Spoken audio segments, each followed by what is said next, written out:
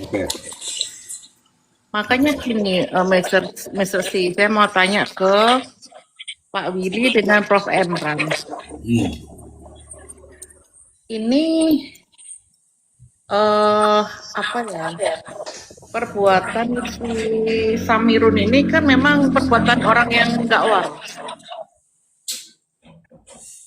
Kalau ini dibiarkan, dia akan semakin ngacau. Ini dilaporin, itu dilaporin, yang nggak salah dilaporin kan gitu. Nah sekarang pertanyaannya, bagaimana menghentikan perbuatan semena-mena dari Samirun ini? Prof. Emran dan Pak Willy, coba dibantu dijawab. Oke, Pak Willy. Membal suara saya, Mr. C. Pak Willy, sekarang Pak Willy, nanti saya mute, nggak tahu mungkin dari saya. Silakan Pak Willy.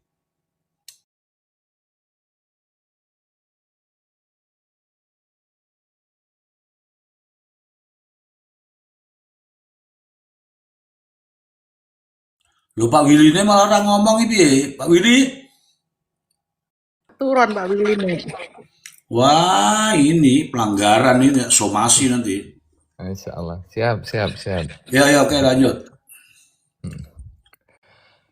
Ya, kalau memang posisinya terkait dari proses penyidikan aja dan penyelidikan, pasalnya aja yang tidak bersesuaian, ya penyidik juga harusnya menghentikan laporan atau penyelidikan dari awal.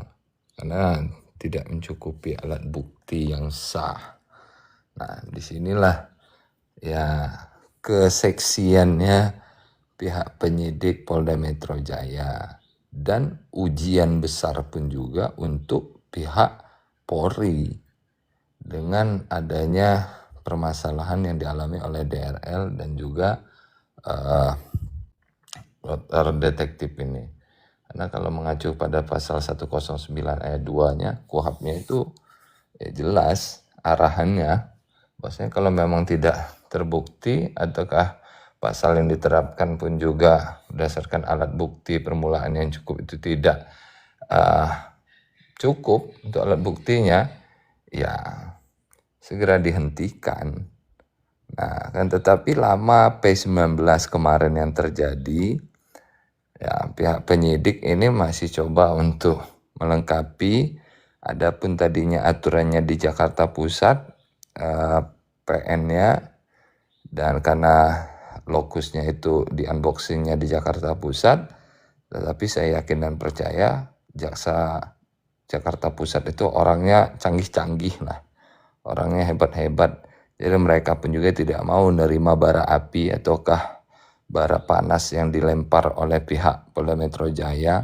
Makanya mereka tidak mau menerima perkara ini. Nah, akhirnya ya di Tangerang, Banten ini yang menerima. Bukan berarti yang di Tangerang, Banten tidak canggih. Tapi kan akhirnya dipertontonkan juga kepada publik. Nah, yang dimana jaksa penuntut umum sendiri coba menguliti daripada dokter detektif.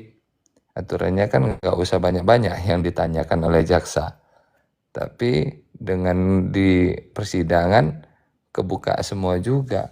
Pembeliannya, bagaimana, berapa produk yang dibeli dan yang sudah di unboxing dan sudah dibuka berapa.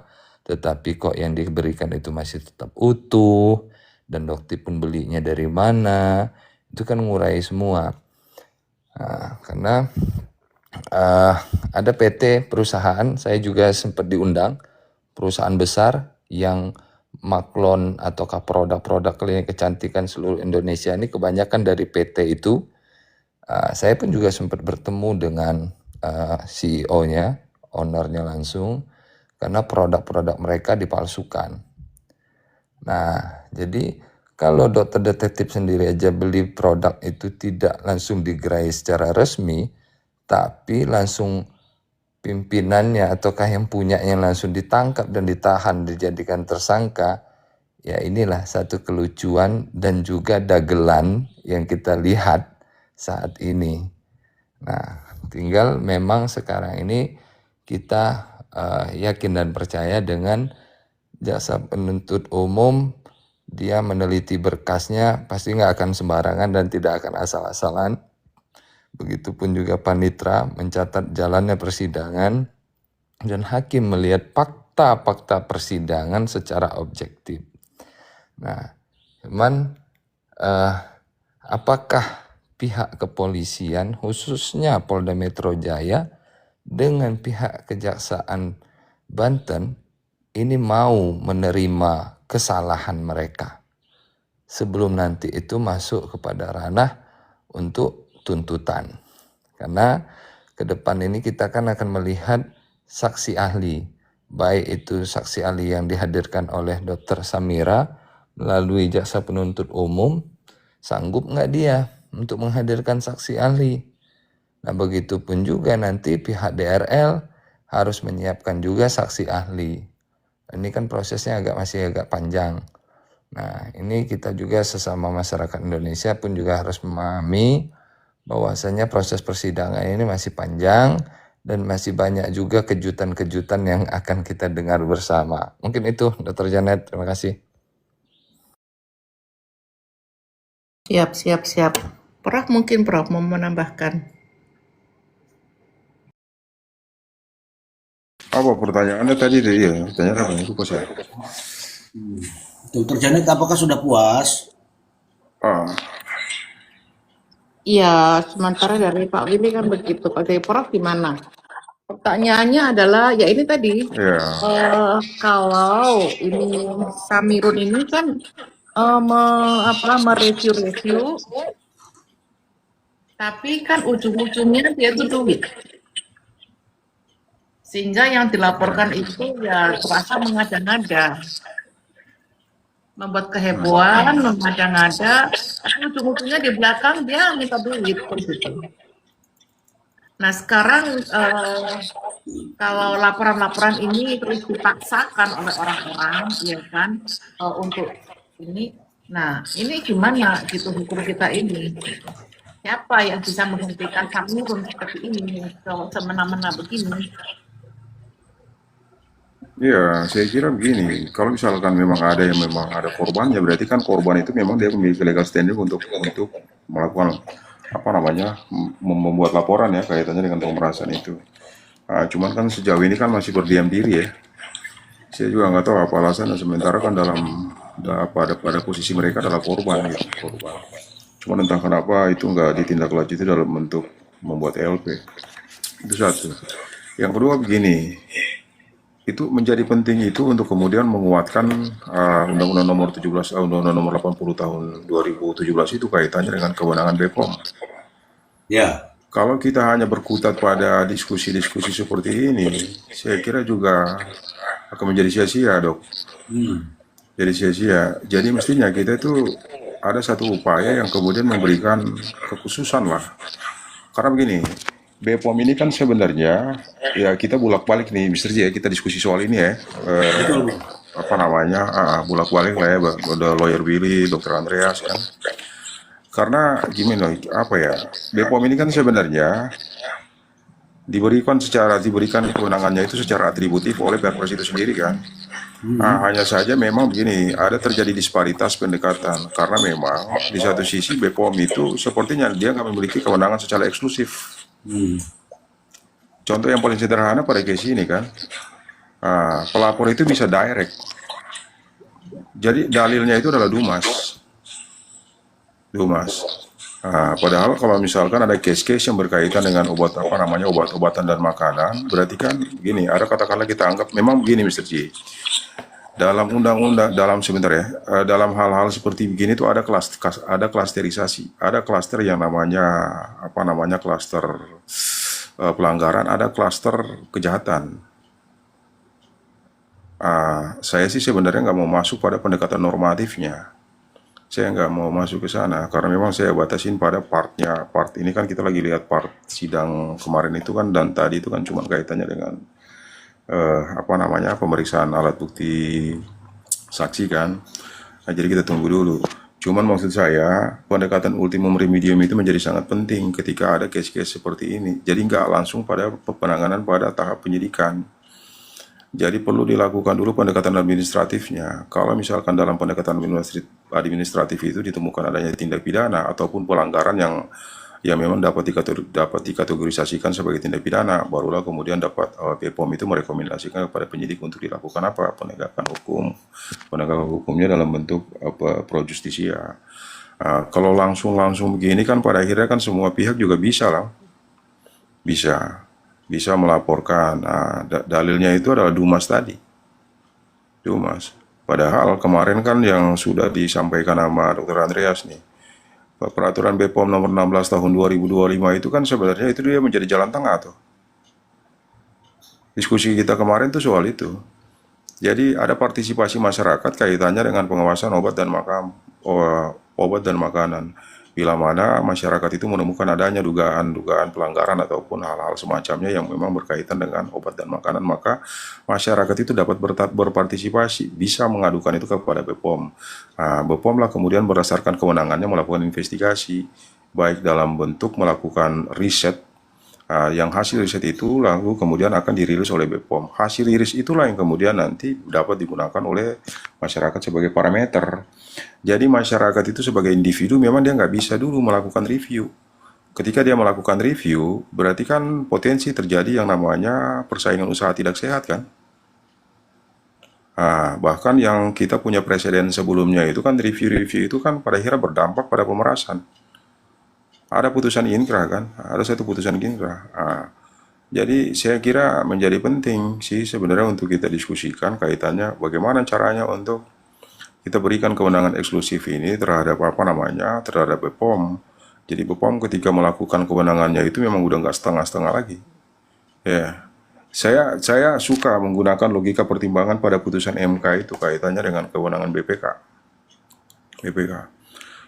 BPK itu sebelumnya ketika ada tindak pidana yang berkaitan dengan delik previa, delik dengan jabatan yang kemudian merugikan keuangan negara, tindak pidana korupsi lah ya.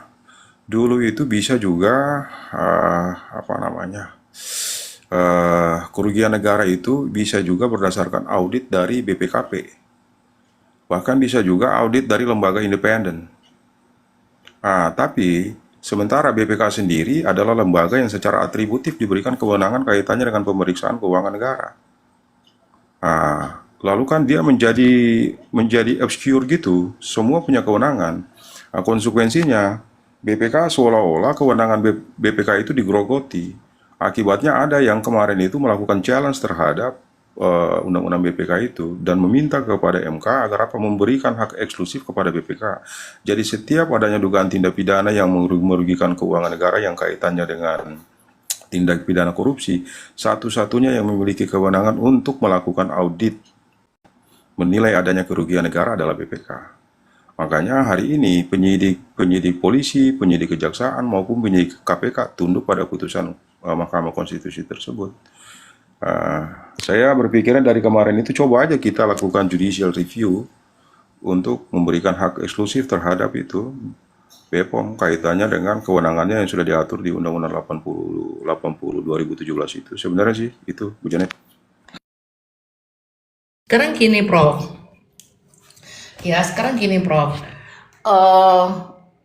Banyak orang yang mengeluh bahwa ini ada upaya-upaya permintaan sejumlah uang dari si Samirun itu. Entah 20M, 200M, ya kan ada yang 100M, bahkan daripada dimintain 100M akhirnya dia menutup usahanya, gitu kan. Belum yang kecil-kecil itu yang 800, yang berapa ratus, Kak Bunga sendiri 250 sampai 350 juta, gitu kan. Nah, itu kan upaya-upaya pemerasan dibalik menjelek-jelekan produk atau dibalik mereview-review yang positif, ada duitnya, kan begitu. Nah, tapi kan kalau yang dikatakan pemerasan, tapi kalau nggak ada uang yang masuk, nggak bisa dipidanakan, kan agak ini repot juga ya, begitu. Nah, ini apakah bisa Dumas ini melakukan Dumas ya untuk meminta ke kepolisian ya untuk meminta rekening Doktip itu diaudit. Jadi gini, saya jelaskan dulu nih.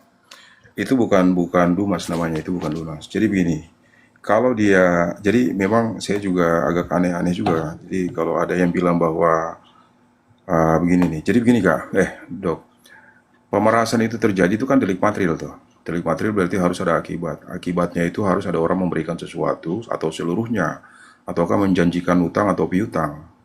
Kalau kita baca rumusan pasal dari kalau nggak salah 482, dulu itu diatur di pasal pasal 369, 369, 368. Itu kalau deliknya itu sudah selesai. Ada delik yang belum selesai, tapi perbuatannya sudah dianggap sempurna, sudah memenuhi kualifikasi delik. Maka kalau misalkan pemerasan itu sudah ada perbuatan, tapi perbuatan itu tidak selesai bukan karena niat dari si pelaku itu, maka itu bisa dijuntukan dengan pasal 17. Dulu itu dijuntukan dengan pasal 53, percobaan melakukan tindak pidana. Nah, dalam konteks tindak pidana ini adalah tindak pidana pemerasan. Nah, jadi uang sudah menyeberang, kalau misalkan uang itu sudah menyeberang nih, sudah ada pembayaran, sudah ada transaksi dan sebagainya, sudah ada penyerahan uang, berarti deliknya sudah sempurna. Berarti konsekuensinya itu adalah pemerasan murni. Tapi kalau misalkan uang itu belum diserahkan, tapi sudah ada perbuatan, mempressure dan sebagainya kan, bahwa maka demikian itu dengan kondisi peristiwa itu ya berarti dijuntukan dengan pasal 17. Pasal 11 kaitannya dengan tindak pidana percobaan melakukan tindak pidana pemerasan. Itu sebenarnya, cuman saya ini menjadi aneh, kenapa sampai orang-orang yang sudah kemarin itu sudah dimintakan uang, kendati pun mereka nggak memberikan sekalipun, harusnya kan sudah melakukan action ya. Ya kan, kalau memang kita pengen melakukan pendekatan preventif nih. Kalau hanya bersuara, kita speak up doang, tapi mereka sendiri nggak ada action, ya saya kira that is nothing. Nggak ada gunanya. Itu jadi kalau ada orang yang memang merasa sebelumnya itu sudah diperas dan sebagainya, ya saya kira dia tinggal melapor. Jadi review-review ini kan sebenarnya modus operandi. Kalau kita mau baca gerakannya, kita mau baca petanya, modus operandi kan, ya modus operandi itu lalu kemudian disengajakan untuk memberikan pressure terhadap orang-orang tertentu, produk-produk tertentu. Yang targetnya itu adalah apa? Money. Targetnya itu adalah ya udah, kalau misalkan lu mau ini gua stop ini berarti ya udah lu ngasih gua duit kan. Berarti menstrianya itu sudah terbangun sejak awal. Dalam kasus-kasus tertentu ini bersifat premeditated, kejahatan yang terencana. Memang kesengajaan itu ditujukan kepada adanya apa? Adanya pemerasan. Dia lebih smooth. Dia nggak datang dengan golok dan sebagainya, tapi memberikan rasa takut. Konsekuensinya korbannya itu under pressure. Dalam kondisi yang under pressure itu, maka si korban ini bisa untuk melakukan permufakatan. Karena memang di sana nggak ada keseimbangan kan. Nah, itu yang terjadi pada case sebelumnya, case NM juga kan begitu, under pressure juga si korban. Konsekuensinya dia melakukan permufakatan. Kesepakatan itu adalah kesepakatan yang kalau kita gunakan pendekatan hukum perdata maupun pidana, itu kesepakatan yang dibuat secara melawan hukum. Perbuatan melawan hukum. Kesepakatan yang seperti itu dianggap kesepakatan yang bersifat null and void, kesepakatan yang batal demi hukum, tidak bisa dijadikan sebagai kesepakatan yang mengikat para pihak. Nah, dalam konteks pidana, kesepakatan seperti itu namanya pemerasan. Karena yang satunya itu apa? Karena jadi orang yang dimintakan uang itu sebenarnya dia nggak punya free will. Dia nggak punya kebebasan kehendak ya. Jadi dia memberikan uang karena memang pressure tadi, tekanan tadi, paksaan tadi. Itu makanya sebenarnya ya ini modus operandi. Dan modus operandi ini yang sedang tren kan, gampang, mudah dipakai, orang di pressure hanya dengan itu, makanya ya ini menjadi tanggung jawab, Nah, dikatakan Dr. Richard Lee kan, bikin masalah, geger, minta duit kan gitu.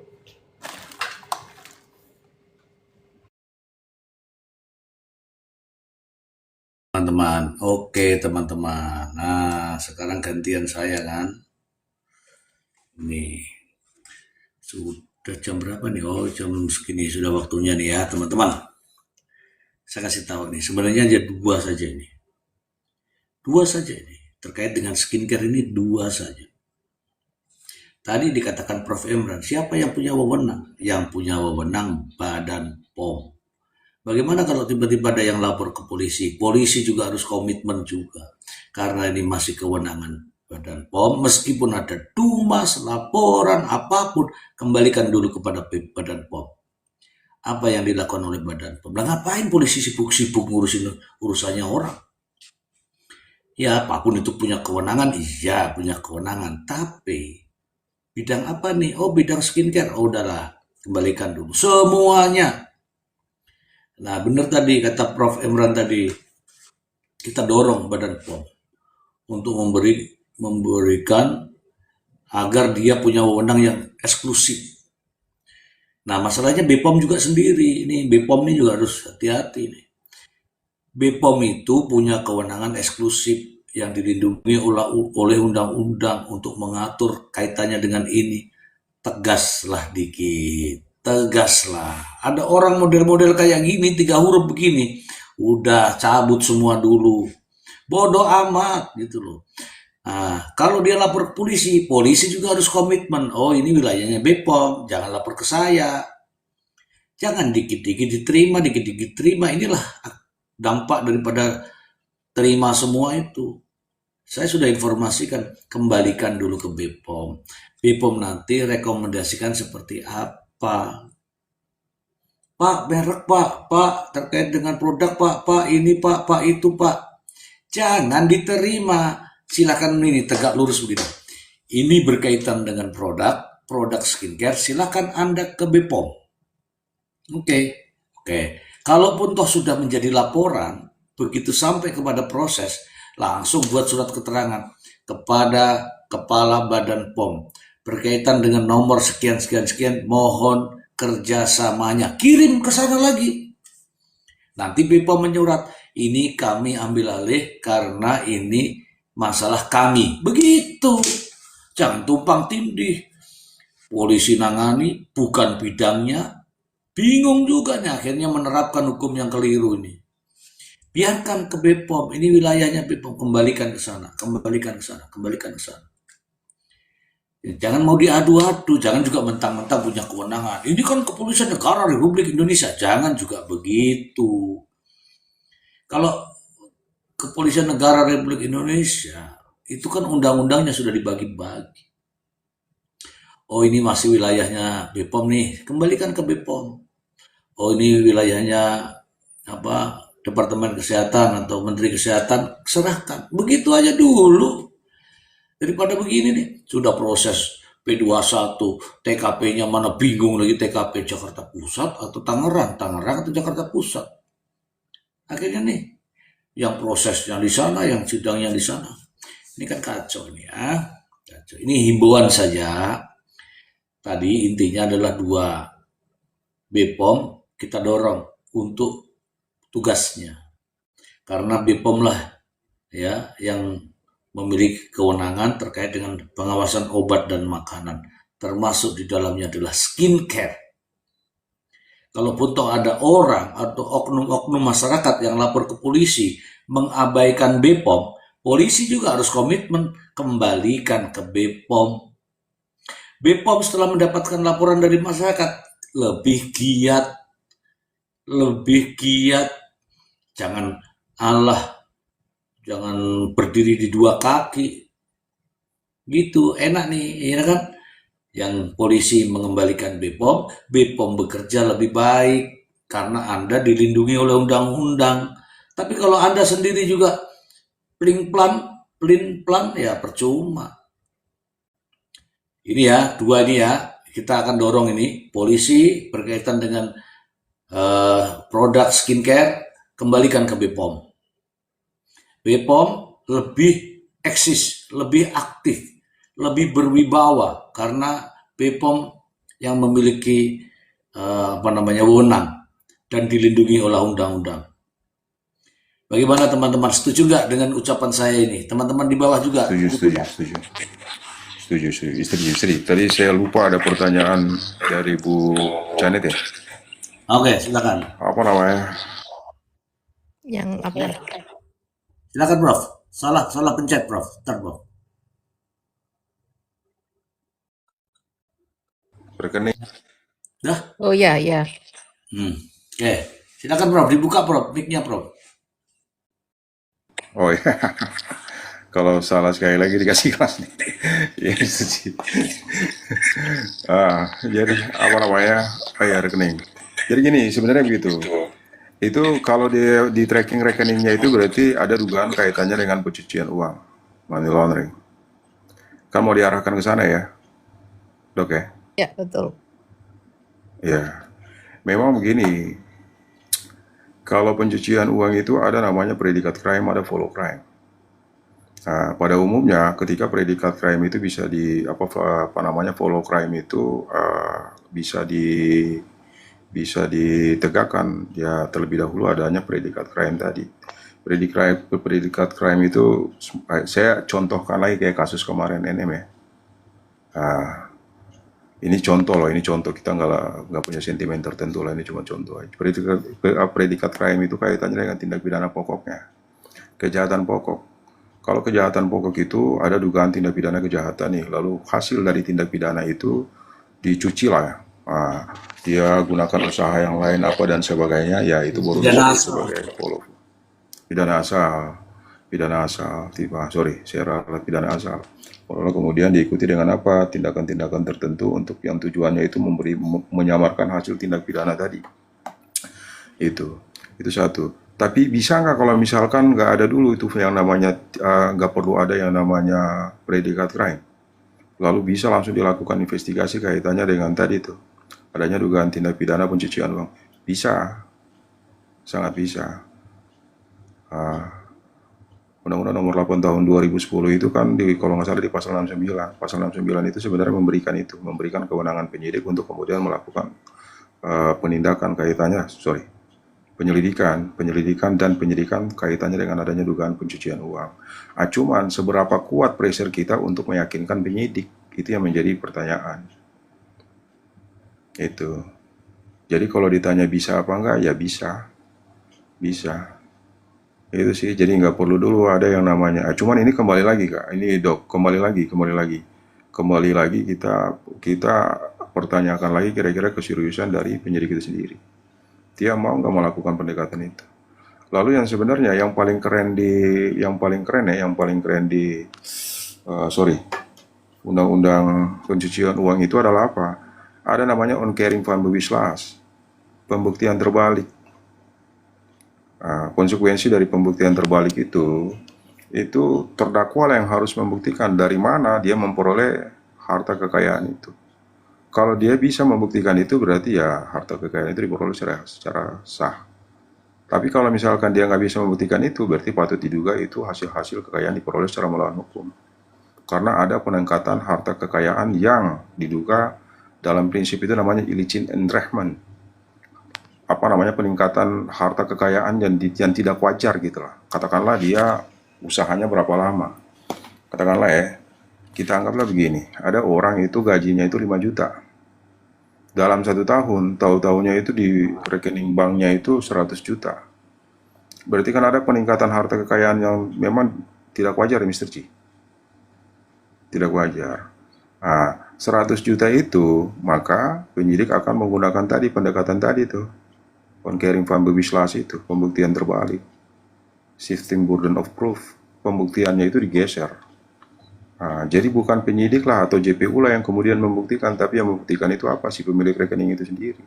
Kalau dia tidak bisa membuktikan, berarti konsekuensinya berarti patut diduga bahkan terbukti. Itu adalah apa? Itu adalah harta kekayaan diperoleh secara melawan hukum tadi. Kira-kira itu sih. Oke, Dok. Oke, saya tahu itu. Terima kasih. Dokter Janet itu sebenarnya bisa dibuktikan itu. Sebenarnya mengikuti dari pembuktian terbalik. Apa itu? Kamu tahun ini naik apa? Naik Grab. Honda City. Naik apa? Naik Lexus. Tahun ini naik apa? Naik Alphard. Ditanya itu, kau bisa naik Alphard itu dari mana duitnya itu? Coba kau tunjukkan. Doktermu, klinikmu, apamu semua dari mana? Nah, Alphard itu dari mana itu? Ayo, itu contohnya begitu. Ya, siap-siap lah. Tapi begini, Ayo kita sepakat semua teman-teman bahwa kita dorong ini BPOM, karena BPOM memang badan milik negara, bukan badan negara yang memiliki kewenangan untuk itu. Kita dorong nih dengan kewenangannya agar dia lebih agresif, lebih aktif. Begitu. Terus kita dorong juga polisi, mereka berdua biar MOU nih antara polisi dengan BPOM nih, MOU kan ada itu, MOU antar institusi itu ada itu. Apabila terkait dengan kewenangan BPOM, maka pihak polisi jangan ngambil, harus menyerahkan terlebih dahulu ke BPOM. Dari rekomendasi BPOM barulah polisi bisa bekerja. Kalau polisi bisa bekerja, inilah harmonis. Kalau begini tumpang tindih jadinya, repot. BPOM-nya nggak merekomendasikan, polisinya yang nafsu. Wah, pokoknya kejaksaan ini dilobi, kejaksaan ini dilobi, kejaksaan ini nggak boleh begitu. Ini ya teman-teman yang kita dorong nih. Kalau nggak didorong, kalau kita di masyarakat nggak dorong itu, wah waspada ini. MOU, jadikan MOU itu sebagai kesepakatan antara Kepolisian Negara Republik Indonesia dan BPOM. Agar apa? Agar dalam penanganan kasus terkait produk-produk yang berkaitan dengan obat dan makanan, BPOM lah yang memiliki kewenangan. Polisi nonton dulu. Nah, setelah ada rekomendasi dari BPOM, barulah polisi sambut itu. Jangan juga mendahului, kamu nggak bener ini. Begitu caranya. Setuju nggak? Setuju. Setuju nggak? Setuju. Teman-teman. Ya, teman-teman, saya ini waktu eksklusif ini saya berikan kepada Hajah Nur untuk menutup, untuk closing di Komal ini karena waktunya sudah habis. Hajah, kalau Hajah yang menutup tuh langsung bercahaya semua di sini. Silakan Hajah, ditutup. Terima kasih Bapak Mr. Z. Terima kasih, saya sebenarnya tidak terlalu banyak memahaminya. Banyak sekali satu pencerahan-pencerahan yang disampaikan. Dan saya sebagai masyarakat hanya bisa menghimbau mudah-mudahan ada satu nilai ketegasan dari aparat atau pihak berwenang agar tidak terjadinya lagi seperti yang dilakukan oleh seorang doktip ini. Itu saja, karena saya besok sebenarnya mau perjalanan 4 jam. Terima kasih Mr. Z dan semuanya, mohon maaf lahir dan batin. Baik teman-teman, setelah ditutup oleh Hajah Nur ya, kita juga mengakhiri ya Komal ini. Saya ucapkan terima kasih kepada Bu Din, I love you, Dr. Janet, Lawyer Willy, halo, Prof. Emran, Andreas, Prof. Emran, terima kasih banyak. Kita ketemu lagi di lain kesempatan. Selamat malam. Mohon maaf lahir dan batin. Terima kasih Prof. Emran, Dr. Janet, dan Bu Dini, I love you, Dr. Andreas, dan Lawyer Willy, dan Mr. Z. Terima kasih banyak. Terima kasih banyak juga untuk teman-teman yang ada di bawah yang sudah menimba ilmu. Insya Allah akan bermanfaat untuk kita semua. Terima kasih. Assalamualaikum warahmatullahi wabarakatuh. Salam. Bye bye. Good night.